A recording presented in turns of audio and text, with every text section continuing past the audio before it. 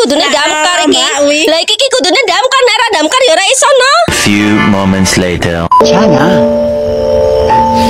괜찮아요. 괜찮아.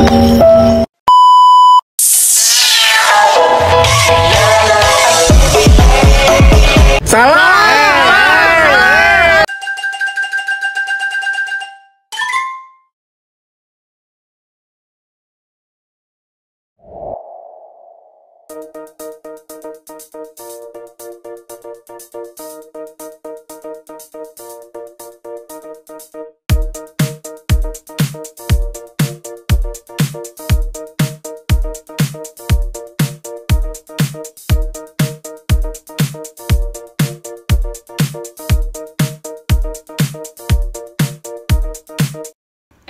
Halo, Assalamualaikum warahmatullahi wabarakatuh.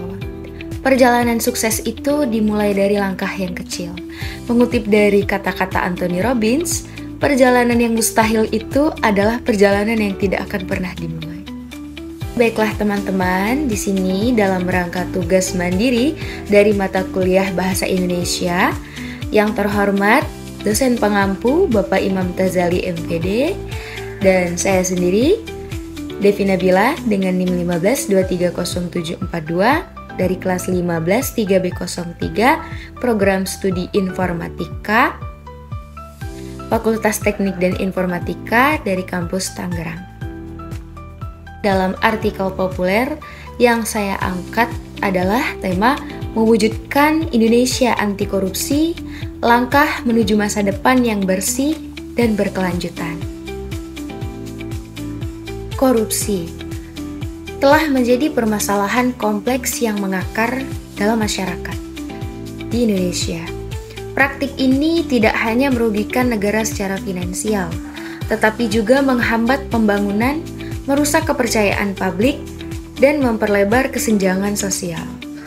Untuk memahami mengapa mewujudkan Indonesia anti korupsi menjadi begitu penting. Oke, baiklah. Di sini kita harus tahu apa itu korupsi. Oke. Definisi korupsi. Nah, di sini secara sederhana, korupsi dapat diartikan sebagai tindakan penyalahgunaan kekuasaan untuk keuntungan pribadi. Namun, definisi ini terlalu sempit untuk menggambarkan kompleksitas masalah korupsi. Korupsi dapat terjadi dalam berbagai bentuk, mulai dari suap-menyuap, nepotisme, kolusi, hingga penggelapan uang negara. Korupsi telah menjadi masalah serius di Indonesia, menghambat pertumbuhan ekonomi, merusak kepercayaan masyarakat, dan menciptakan ketidakadilan sosial. Namun, dengan tekad dan langkah strategis, Indonesia bisa mewujudkan lingkungan yang bebas dari korupsi. Berikut ini adalah beberapa cara untuk mencapai tujuan tersebut. Langkah awal yang harus kita lakukan untuk mewujudkan Indonesia anti korupsi yaitu 1.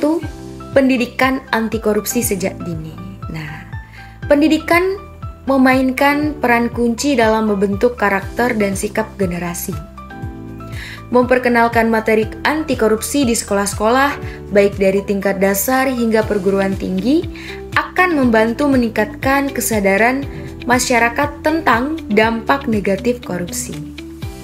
Program-program seperti seminar, workshop, dan diskusi bisa diadakan untuk membekali siswa dengan pemahaman yang lebih baik tentang etika dan integritas.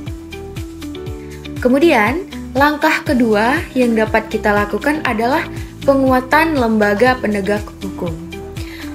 Lembaga penegak hukum seperti KPK, Komisi Pemberantasan Korupsi, perlu didukung dengan anggaran yang memadai dan sumber daya manusia yang berkualitas.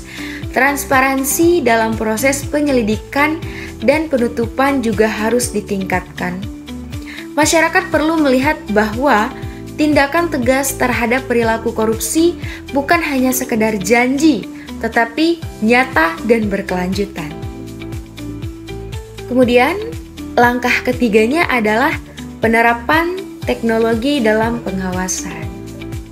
Nah, teknologi informasi dapat menjadi alat yang efektif dalam mencegah korupsi, penggunaan sistem e-governance, dan aplikasi pelaporan online memungkinkan masyarakat untuk melaporkan dugaan korupsi secara anonim.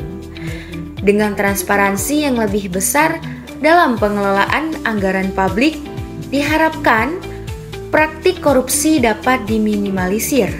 Langkah selanjutnya adalah partisipasi masyarakat dan media. Masyarakat dan media memiliki peran penting dalam mengawasi kebijakan pemerintah. Melalui forum-forum diskusi dan kegiatan masyarakat, publik bisa terlibat dalam pengawasan anggaran dan proyek-proyek pemerintah. Media juga berfungsi sebagai watchdog yang mengungkap kasus-kasus korupsi, sehingga pelaku korupsi merasa tertekan untuk tidak melakukan tindakan yang merugikan masyarakat. Langkah selanjutnya adalah reformasi sistem regulasi. Reformasi regulasi yang mengatur pengadaan barang dan jasa serta transparansi dalam proses pengambilan keputusan pemerintah sangat penting. Kebijakan yang lebih ketat dan jelas dapat mengurangi celah yang sering dimanfaatkan untuk melakukan korupsi. Proses tender yang transparan dan akuntabel akan memastikan bahwa pengadaan dilakukan dengan cara yang fair. Langkah yang terakhir yaitu budaya integritas di lingkungan kerja. Membangun budaya integritas di instansi pemerintah dan perusahaan swasta sangat krusial. Perusahaan perlu menerapkan kode etik yang jelas, memberikan sanksi tegas terhadap pelanggaran. Selain itu, penghargaan bagi pegawai yang mewujudkan integritas dapat memotivasi individu untuk berperilaku jujur. Oke, baiklah. Jadi kesimpulan dari artikel populer ini yaitu mewujudkan Indonesia yang bebas korupsi bukanlah hal yang mudah. Tetapi bukan pula sesuatu yang mustahil. Diperlukan kerjasama antara pemerintah, masyarakat, dan sektor swasta untuk menciptakan lingkungan yang mendukung integritas dan transparansi. Dengan komitmen yang kuat dan langkah-langkah yang strategis, kita bisa menuju masa depan Indonesia yang lebih bersih, adil, dan sejahtera. Mari kita semua berperan aktif dan memerangi korupsi demi generasi yang lebih baik.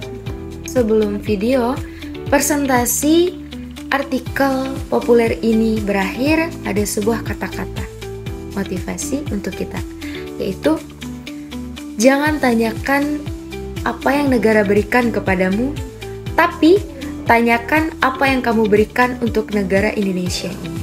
Oke, baiklah, mungkin itu saja presentasi yang dapat saya sampaikan pada tugas kuliah hari ini. Mohon maaf bila ada salah kata dalam pengucapan. Saya ucapkan terima kasih. Wassalamualaikum warahmatullahi wabarakatuh.